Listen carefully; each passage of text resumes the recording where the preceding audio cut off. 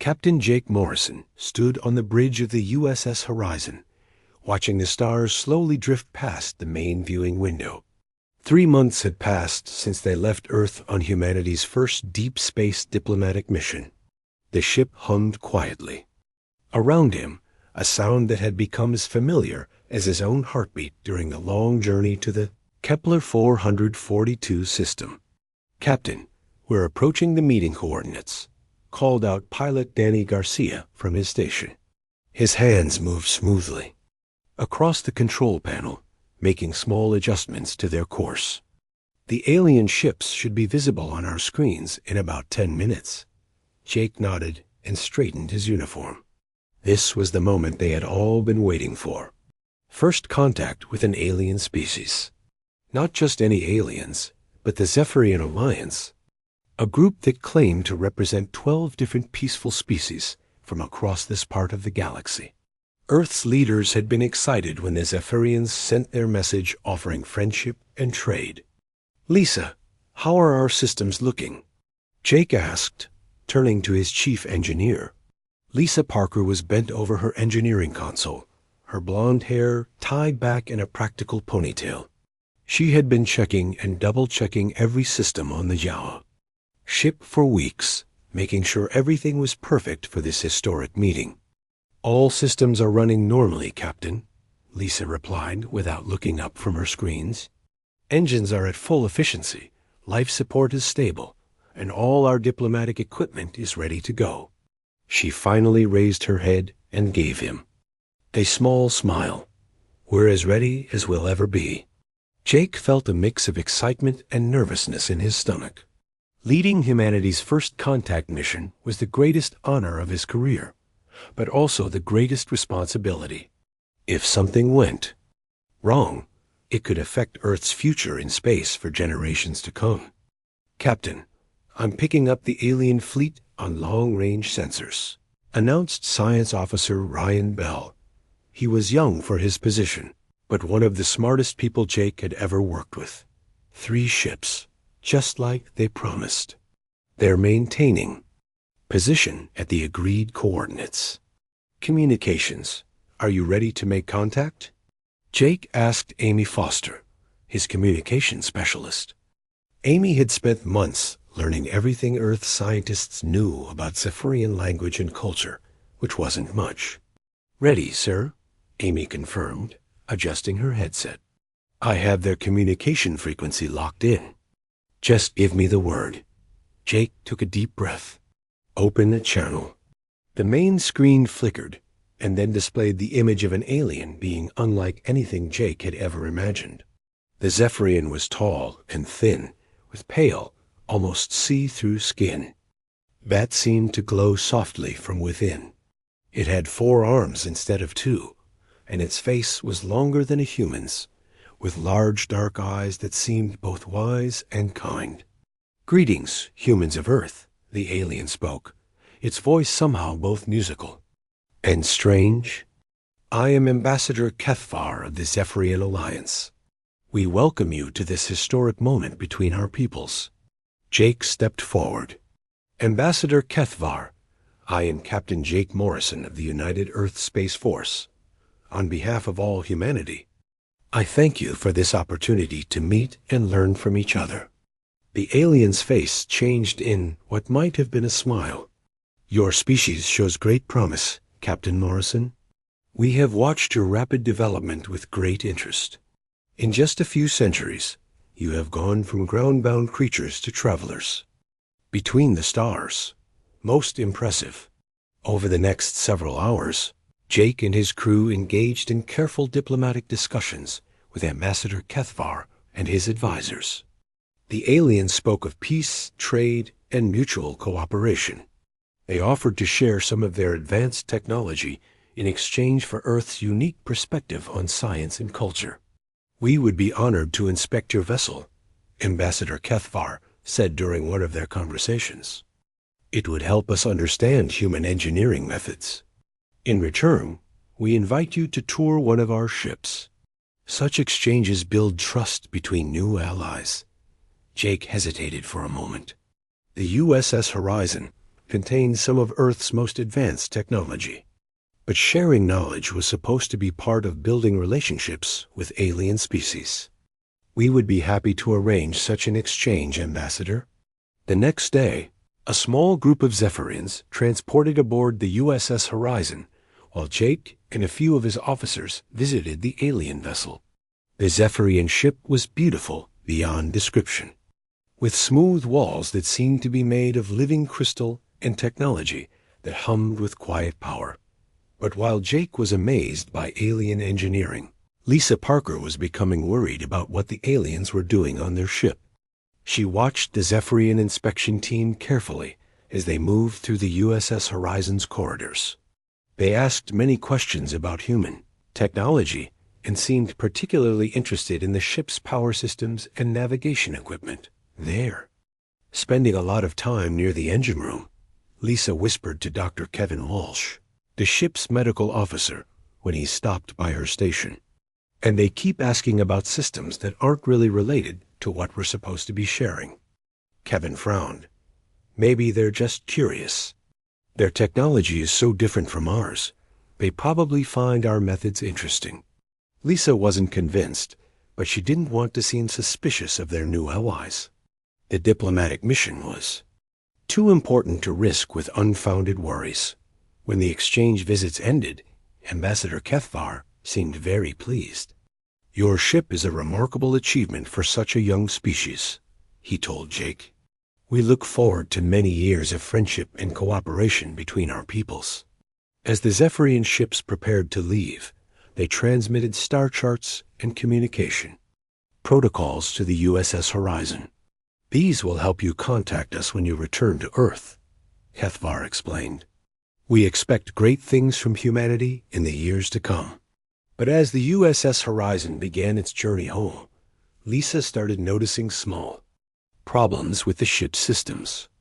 The engine core showed minor power fluctuations that hadn't been there before. The navigation computer occasionally gave readings that were slightly off. The communication system developed a faint static that made long-range transmissions unclear. Lisa ran diagnostic after diagnostic, but couldn't find any obvious cause for the problems.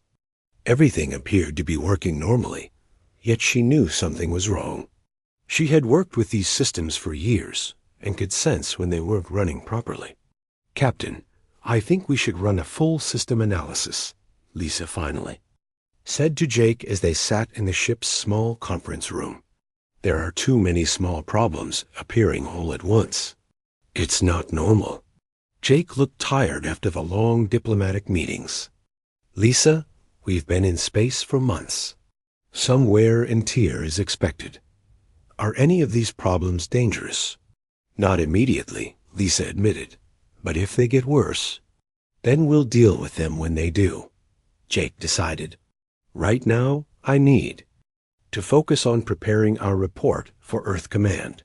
This first contact mission was a success, and I don't want to worry headquarters with minor technical issues." Lisa nodded, but she wasn't satisfied. Something felt wrong, and her engineers' instincts had never failed her before. As the USS Horizon continued its journey through space, she kept monitoring the ship's systems, watching for signs of whatever was causing the problems. She had no idea that her concerns were about to become humanity's greatest challenge and greatest opportunity. 2 days after leaving the meeting point, the USS Horizon shuddered violently. Jake Morrison was thrown from his captain's chair as alarms began screaming throughout the ship. The lights flickered, and the main screen showed nothing but empty space where the star field should have been moving past at hyperdrive speed. "Report!" Jake shouted over the noise of failing systems. "We've dropped out of hyperspace," Danny Garcia called from his pilot station, his hands flying over controls that weren't responding properly. The hyperdrive just shut down completely. "I can't get it to restart." Lisa Parker was already running toward the engine room. "Captain, I'm reading massive failures in the main power grid. Something is very wrong down here." Jake felt his stomach drop. They were halfway between star systems, days away from the nearest help. If the ship was truly broken, they were stranded in the middle of nowhere with no way to call for rescue. Amy, try to send a distress signal to Earth, Jake ordered. Amy Foster worked frantically at her communication console. Sir, I'm getting nothing but static on all frequencies. The communication array seems to be malfunctioning too. Down in the engine room, Lisa stared at her diagnostic screens in growing horror. The problems she had noticed before were now 10 times worse. Power was bleeding from the main reactor in ways that made no sense. The navigation computer was giving completely random readings. Even the life support system was showing signs of strained out, but as she looked closer at the failing systems, Lisa began to see patterns that terrified her. These weren't random failures caused by wear and tear. The problems were too coordinated, too perfectly designed to cripple the ship without causing immediate explosions that would kill everyone quickly. Dr. Walsh to the bridge, Lisa called. Over the ship's internal communication system. I need you to run medical scans on the entire crew. Check for anything unusual. 20 minutes later, Dr. Kevin Walsh's voice came over the intercom with news that made everyone's blood run cold. Captain, I'm finding trace amounts of unknown biological compounds in everyone's bloodstream. Whatever this is, it's designed to weaken human immune systems and nervous responses over time. Jake closed his eyes for a moment, trying to process what was happening. Lisa, get up here. I need to know exactly what we're dealing with. When? Lisa reached the bridge. Her face was pale but determined. Captain, I've been analyzing the system failures. They're not accidents. Someone or something has been sabotaging our ship, and they've been very careful about it. The Zephyrians, Ryan Nell said quietly from his science station. It has to be. They're the only ones who had access to our systems. But why? Amy asked. They seemed so friendly. They talked about peace and cooperation. Jake felt anger building in his chest, but he forced himself to stay calm. Amy, can you scan for any alien transmissions in this area? Maybe they left monitoring devices. Amy adjusted her equipment, trying different frequencies and scanning methods. After several minutes, her face went white. Captain, I'm picking up encrypted transmissions. They're very faint, but they're definitely not human. Can you decode them? I'm trying, but the encryption is incredibly advanced. Amy worked for another 10 minutes before her hands stopped moving over the controls. Oh no. Oh no. What is it? Jake demanded. Amy's voice was barely a whisper. I got part of the message decoded. Captain, this was a trap. The Zephyrians never wanted peace. They've been doing this to other species for years. They make contact, pretend to be friendly, and sabotage the visiting ships so there are no survivors to warn their home worlds. The bridge fell silent, except for the sound of failing systems. Jake felt like someone had punched him in the stomach. Humanity's first contact with aliens, their hope for joining a peaceful galactic community, had been nothing but an elaborate murder plot. How long do we have? Jake asked quietly. Lisa checked her readings. Based on the rate of system failures, maybe 6 hours before life support fails completely. The biological agent Dr. Walsh found will probably kill us in 12 to 15 hours, even if we fix the ship. So we're going to die out here, Danny said, his voice hollow. No. Jake's voice was hard as steel. No, we are not going to die out. Here. And we're not going to let the Zephyrians get away with this. Ryan looked up from his science station. Captain, I've been analyzing the sabotage devices Lisa found. They're incredibly advanced, but they follow predictable patterns. It's like they were designed to counter specific types of technology. What do you mean? Lisa asked. I think the Zephyrians have been doing this for so long that they have standard sabotage packages for different levels of technology. They probably have one method for species that use fusion power, another for species that use antimatter, and so on. Lisa's eyes began to light up with understanding. But humans don't fit their standard patterns. Our technology developed differently than other species because we were isolated. Exactly, Ryan continued. Their sabotage is designed to counter alien technology, not human engineering. They might have made assumptions about how our systems work that aren't correct. Jake felt the first spark of hope since the crisis began. Are you saying we might be able to fight back? I'm saying their sabotage devices might not be as effective against human systems as they think, Lisa said, her engineer's mind already working on possibilities. If we can figure out how they work, maybe we can turn them against themselves. Dr. Walsh's voice came over the intercom again. I have more information about the biological agent. It's designed to target specific genetic markers, but it seems to be having trouble with human DNA. We're more resistant than they expected. Amy suddenly straightened at her communication station. Captain, I'm detecting more alien transmissions. They're stronger now and coming from multiple sources. Can you tell what they're saying? Amy worked quickly to decode the new messages. They're getting reports from the sabotage devices. The aliens are confused because our ship isn't failing as quickly as their computer models predicted. They're sending ships to investigate. Jake's jaw tightened. How long before they get here? Based on the transmission delays and assuming they use similar hyperdrive technology to ours, maybe 8 hours. Jake looked around the bridge at his crew.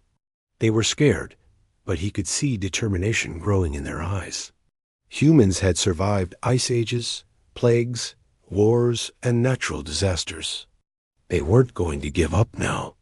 All right, everyone listen carefully, Jake said. We have 8 hours to do something that should be impossible. We're going to take alien sabotage devices that are trying to kill us, and we're going to turn them into weapons. Lisa, I want you to start taking those devices apart. Ryan, help her figure out how they work. Amy, monitor those alien transmissions and warn us if their ships get here early. Dr. Walsh, find a way to neutralize that biological agent. And if we can't fix everything in time? Annie asked. Jake smiled grimly. Then we make sure we take some of them with us. But I have a feeling we're about to surprise the Zephyrians. They think they know how humans react to impossible situations. They're about to learn they were wrong. Lisa Parker crawled through the tight maintenance tunnel beneath the engine room, sweat dripping from her forehead despite the ship's failing climate control.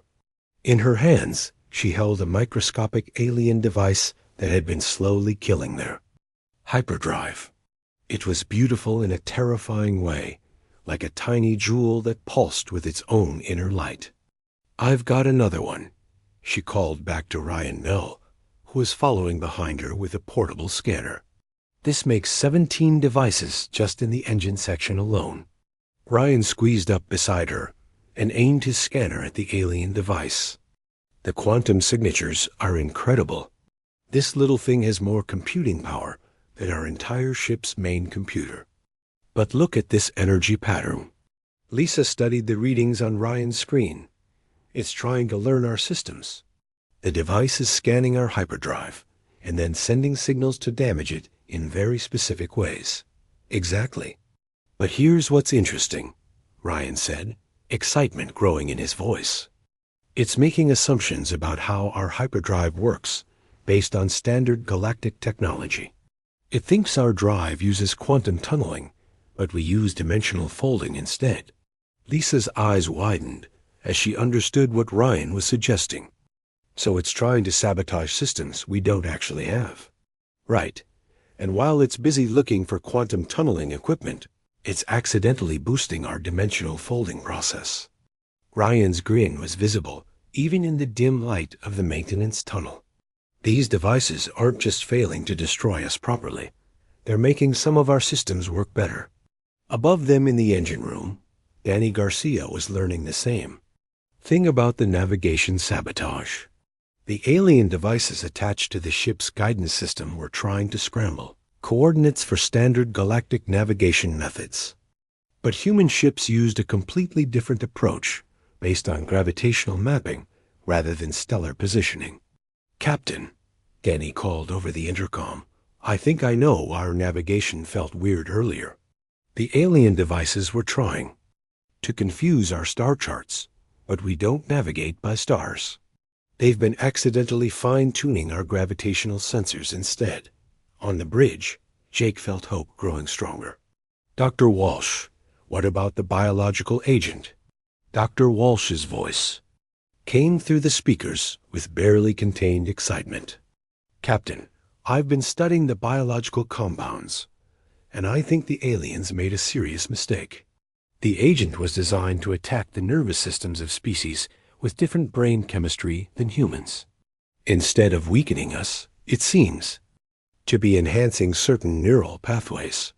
Amy Foster looked up from her communication station with wonder in her eyes. "Doctor, is that why I've been able to decode their transmissions so easily? I thought I was just getting lucky, but the alien language patterns are starting to make perfect sense to me." "That's exactly what I think is happening," Dr. Walsh confirmed. "The biological agent is accidentally improving our ability to process complex information." Lisa and Ryan had made their way back to the main engineering console, where Lisa stared at the readings with growing amazement. "Captain, I have an idea, but it's completely crazy." "At this point, crazy might be exactly what we need," Jake replied. "What if we stop trying to remove these sabotage devices and start working with them instead?" Lisa asked. "They're trying to learn our systems and modify them. What if we teach them wrong information about how our technology works?" Ryan caught on immediately. "We could trick them into making improvements instead of causing damage. If they think our hyperdrive works one way, we feed them false data that makes them boost it in directions that actually help us." Jake felt his pulse quicken. How long would something like that take? "I don't know," Lisa admitted. "We've never tried to communicate with alien artificial intelligence before. But Captain, I think these devices are more than just sabotage tools. They feel almost alive. They're learning and adapting constantly." Amy suddenly straightened at her station. "Captain, I'm picking up more alien transmissions. The Zephyrian ships are definitely coming, but something else is happening. They're getting reports from their sabotage devices, and the reports don't make sense to them." "What kind of reports?" Jake asked. Amy worked to decode more of the transmission. "The devices are telling them that our ship is upgrading itself. The Zephyrians think their sabotage system has malfunctioned because instead of failing, our ship appears to be getting stronger." Danny laughed, despite their dangerous situation. "They have no idea what's happening. And that's our advantage," Jake said firmly. "Lisa, start your communication attempt with those devices. Ryan, help her figure out what false information to feed them. Amy, keep monitoring the alien fleet. Dr. Walsh, see if you can deliberately enhance the effects of that biological agent." "Captain," Danny said hesitantly, "what if this doesn't work? What if we make things worse?" Jake looked around the bridge at his crew. They were tired, scared, and facing impossible odds, but there was something else in their eyes now. It was the same look he had seen in human faces throughout history when people were told something couldn't be done. It was the look that said they were going to try anyway. "Danny, 6 hours ago, we were already dead. The aliens had us perfectly trapped with technology we couldn't understand, using methods we couldn't fight. But they made one mistake." "What mistake?" Amy asked. "They assumed we would react like every other species they had encountered. They thought we would panic, give up, or try to fight their technology with conventional methods." Jake's voice grew stronger. "They never considered that humans might look at impossible sabotage devices and ask, how can we make these work for us? Instead, Lisa was already back at her engineering station. connecting her equipment to one of the alien devices. "Captain, I'm establishing a data link with the sabotage system. It's responding, but I need to be very careful about what information I give it." "What are you telling it?"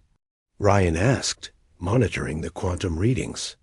"I'm convincing it that our hyperdrive is terribly inefficient and needs massive power increases to work properly," Lisa replied with a grin. "The device is so eager to sabotage us that it's pumping extra energy into our drive systems." Over the next 2 hours, the USS Horizon began to transform. The alien devices, tricked into thinking they were causing catastrophic damage, actually started improving human systems in ways their original designers never imagined. The hyperdrive's power output increased by 300%. The navigation system became so precise it could plot courses through asteroid fields automatically.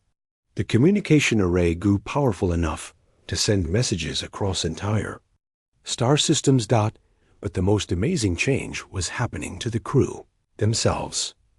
Dr. Walsh's medical scans showed that the biological agent, now enhanced and controlled, was creating new connections in their brains. They could process information faster, react more quickly, and somehow sense the ship's condition without looking at instruments. "Captain," Amy said, her voice filled with awe, "I don't just understand the alien language anymore. I can feel their communication network. It's like I'm connected to their entire fleet." Jake smiled as he felt the ship humming with new power around him. "How much time do we have before they arrive?" 4 hours, Amy replied. "But Captain, they're bringing 5 warships instead of the 3 we detected earlier. They're really scared of what's happening to us." "Good," Jake said simply. "They should be scared. They tried to kill us with sabotage, but they forgot something important about humans." "What's that?" Danny asked. "We don't just survive impossible situations," Jake replied, watching the stars blur past the view screen as their enhanced hyperdrive engaged. "We turn them into opportunities." The USS Horizon no longer looked like the ship that had left Earth 4 months earlier. Strange patterns of light flowed across its hull like living circuits, and the metal itself seemed to pulse with inner energy. Inside, the changes were even. More dramatic.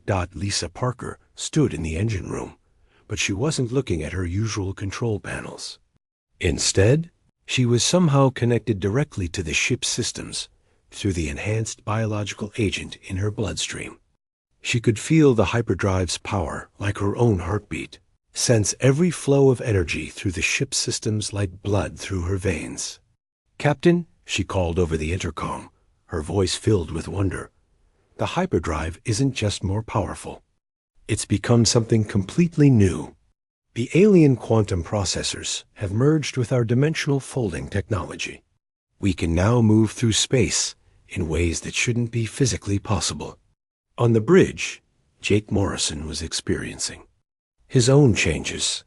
When he looked at the main screen, he didn't just see stars. He could somehow sense the gravitational fields around them, feel the shape of space itself bending and flowing. The ship's new AI, created from the merger of human computers and alien quantum systems, spoke to him not through speakers, but directly into his mind. "Captain," the AI's voice was gentle but alien, "I am learning to understand both human intuition and Zephyrian logic. The combination creates possibilities neither species imagined alone." Ryan Bell was at his science station, but the equipment there had evolved far beyond anything Earth scientists had ever built. The alien devices had transformed his sensors into something that could analyze the quantum structure of matter itself. He could see through solid walls, detect energy patterns light years away, and even glimpse the fundamental forces that held the universe together. "The aliens are 2 hours away," Ryan announced, "but I can see exactly what kind of ships they're bringing. 5 battle cruisers, each one designed to destroy planets if necessary. They're not taking any chances with us." Amy Foster was experiencing the most dramatic changes of all. The enhanced biological agent had connected her nervous system to the alien communication network. She could hear every transmission in the Zephyrian fleet, understand their battle plans, and even sense the emotions of their crews. "They're terrified," she reported to Jake. "The sabotage devices have been sending impossible reports back to their fleet. According to their instruments, our ship has somehow gained technology that's centuries ahead of anything in their alliance." Danny. Garcia discovered that piloting the transformed ship was like learning to fly all over again. The controls responded to his thoughts as much as his hands.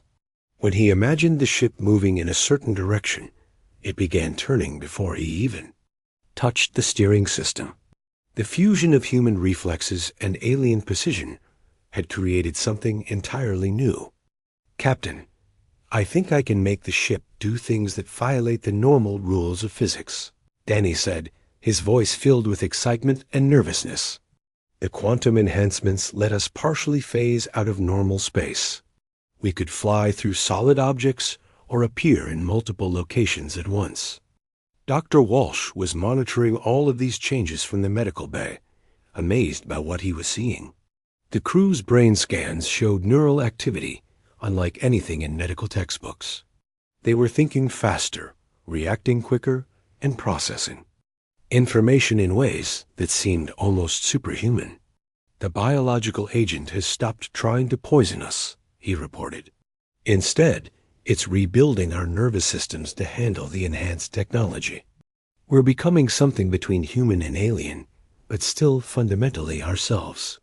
Jake felt the weight of command more heavily than ever before. His crew was changing. His ship was transforming into something unprecedented, and in less than 2 hours they would face 5 alien warships designed to eliminate any threat to Zephyrian dominance. "Can we fight them?" he asked the ship's AI directly through his enhanced neural connection. "Captain Morrison," the AI responded, "the Zephyrian ships are powerful, but they are designed to fight enemies who use predictable technology and tactics. We have become something they cannot understand or counter." Lisa's voice came over the intercom with growing confidence. "Captain, our weapon systems have evolved too. We don't just have energy beams anymore. The quantum enhancements let us manipulate gravity, create temporal distortions, and even bend space-time around enemy ships." Ryan looked up from his transformed science station with excitement in his eyes. "The alien devices have given us access to their entire database of galactic technology. I know exactly how Zephyrian shields work, where their ships are vulnerable, and what frequencies will disrupt their weapons." But Amy's next report brought sobering news. "Captain, I'm detecting something else in the alien communications. This isn't just about destroying our ship anymore. The Zephyrians are panicking because their perfect sabotage system has backfired. If word gets out that humans can turn their weapons against them, it could encourage other species to rebel." Jake understood immediately. "They're not just coming to kill us. They're coming to make sure no one ever learns what happened here." "Exactly," Amy confirmed. "They've decided that the entire human species is now a threat to their empire. After they destroy us, they're planning to attack Earth itself." The bridge fell silent as the crew absorbed this information. Their mission had started as a peaceful, diplomatic contact. Now they were humanity's only hope for survival. "How long before we can warn Earth?" Jake asked. "At this distance, with normal communications, about 6 days," Amy replied. "But with our enhanced systems, maybe we could get a message through in 6 hours." "The alien fleet will be here in 90 minutes, Danny pointed out. "We have to survive the battle first." Jake looked around the bridge at his transformed crew. They were still human, but they had become something more. The aliens had tried to destroy them with advanced technology, but humans had done what they always did when faced with impossible challenges. They had adapted, improvised, and turned their enemies' weapons into their own strength. "All right, everyone," Jake said, his voice calm but determined. We're about to fight a battle that will determine whether humanity survives or dies. The aliens think they know what they're facing, but they're wrong. Lisa's voice came through the intercom with fierce pride. They tried to break us with their perfection, Captain. They forgot that humans don't break. We adapt, Ryan added from his science station. We improve, Amy continued. And we fight back, Danny finished. Jake smiled as he felt the transformed ship respond to his crew's determination. In 90 minutes, the Zephyrian fleet would arrive expecting to find a broken human vessel ready for destruction. Instead, they would face something no species in the galaxy had ever seen before. Humans who had turned alien, sabotage into their greatest weapon. The 5 Zephyrian battlecruisers dropped out of hyperspace like deadly shadows against the stars. Each ship was 3 times larger than the USS Horizon, their hulls gleaming with weapons designed to destroy entire planets. Ambassador Kethvar stood on the bridge of the lead vessel, his forearms crossed as he stared at the transformed human ship on his main screen. "That cannot be the same vessel we sabotaged," he said to his weapons officer. "The energy readings are impossible." The weapons officer, a creature with purple skin and multiple eyes, checked his instruments again. "Ambassador, our sabotage devices are still active aboard their ship, but they're sending reports that make no sense. According to their data, the human vessel has technology centuries beyond anything in our database." Kethvar's expression hardened. It doesn't matter what technology they think they have. 5 battlecruisers against 1 small ship. The outcome is certain. On the USS Horizon, Jake Morrison felt strangely calm as he watched the alien fleet arrange itself in attack formation. Through his enhanced connection to the ship, he could sense his crew's readiness. They were no longer just humans operating alien Ents technology. They had become something new, something the galaxy had never seen before. "Amy, open a channel to their lead ship," Jake ordered.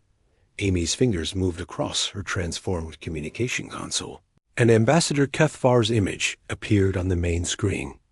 The alien's face showed surprise when he saw Jake standing calmly on the bridge of what should have been a dying ship.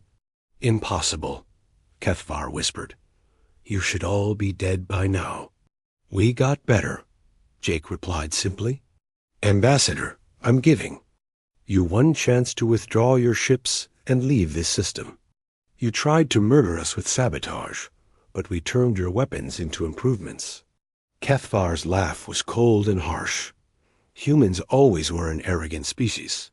"You think your primitive technology can stand against the power of the Zephyrian Alliance? We have destroyed hundreds of civilizations."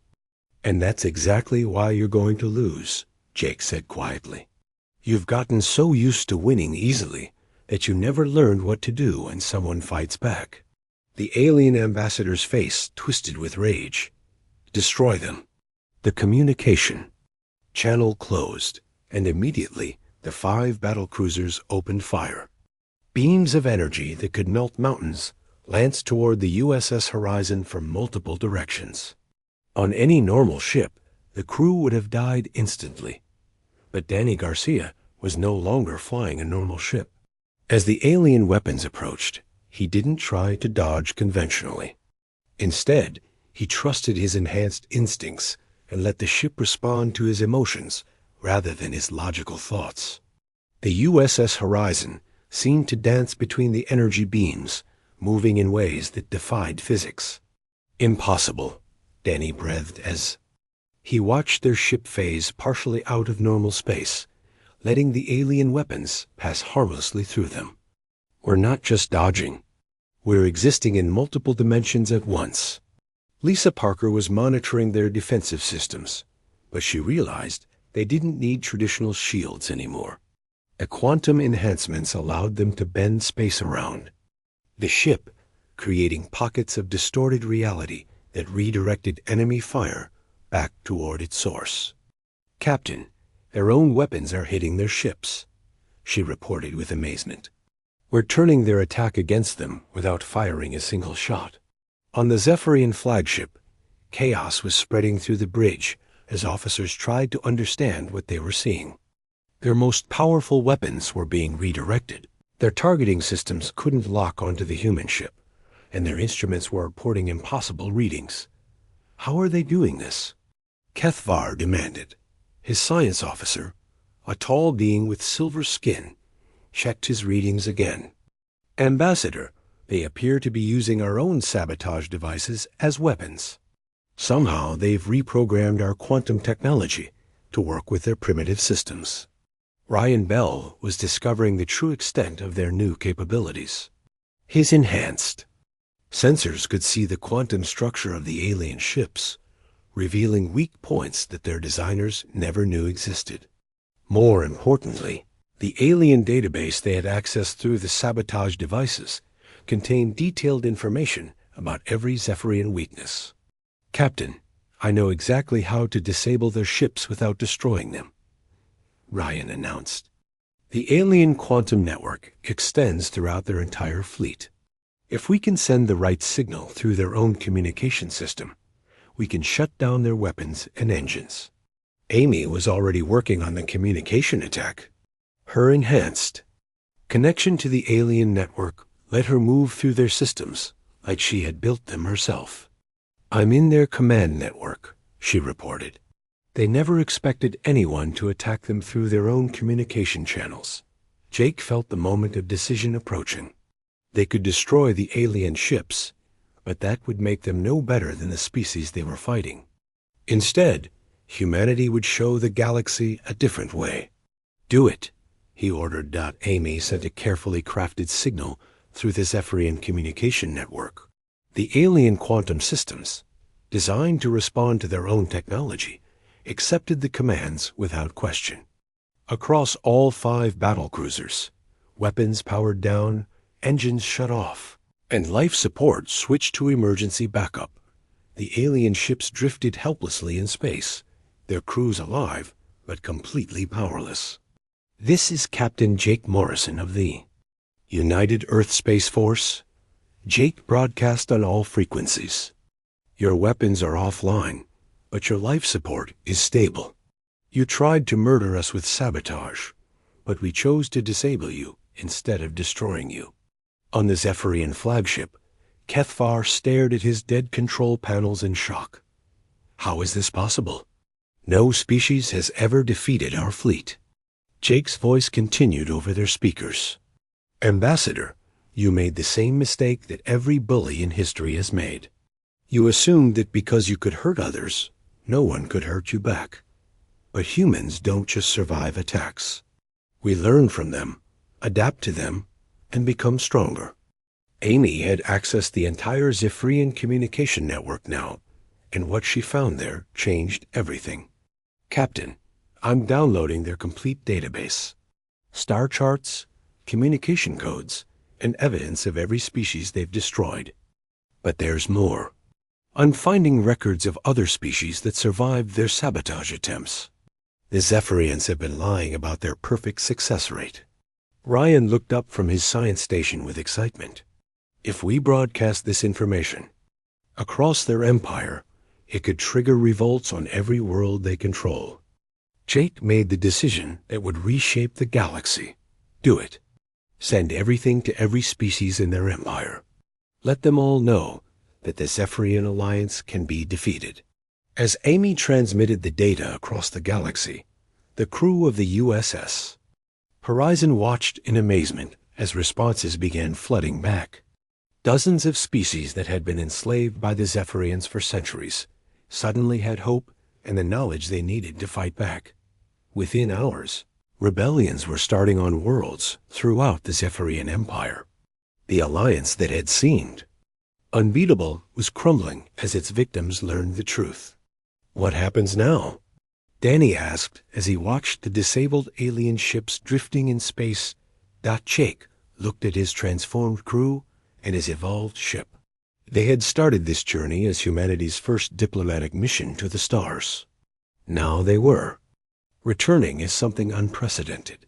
Humans who had turned alien superiority into their own strength. Now we go home. Jake said simply. "We warn Earth about what's out here, share what we've learned, and help our species prepare for what comes next." Lisa's voice came over the intercom one final time. "Captain, the aliens tried to break us with their perfection. But they forgot the most important thing about humans." "What's that?" Jake asked, though he already knew the answer. "We don't break," Lisa replied with pride.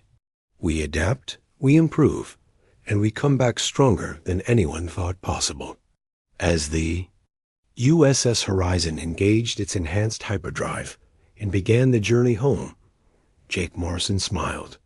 Humanity was about to join the galactic community, not as victims or subjects, but as the species that had turned sabotage into salvation and shown the galaxy that bullies could be beaten.